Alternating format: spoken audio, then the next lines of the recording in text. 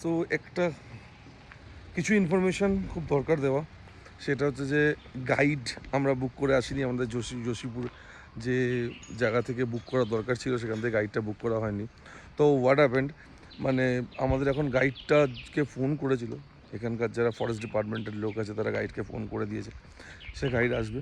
But তোমরা যারা এখানে আসবে তারা একটুখানি গাইডটা বুক করে এসো, দ্যাট ইজ ভেরি ইম্পর্ট্যান্ট। আর ওখানে গিয়ে রুমস ব্যাপারগুলো, কারণ ভিতরে তোমরা কিছু জানতে পারবে না, ফোন নেই, তো একজন গাইড খুব দরকার। প্রথমে ভাবছিলাম গাইড ছাড়াই চলে যাব, but that could be very critical, কারণ জঙ্গলের মধ্যে তো এটা হতে পারে সমস্যা হয়ে যাবে।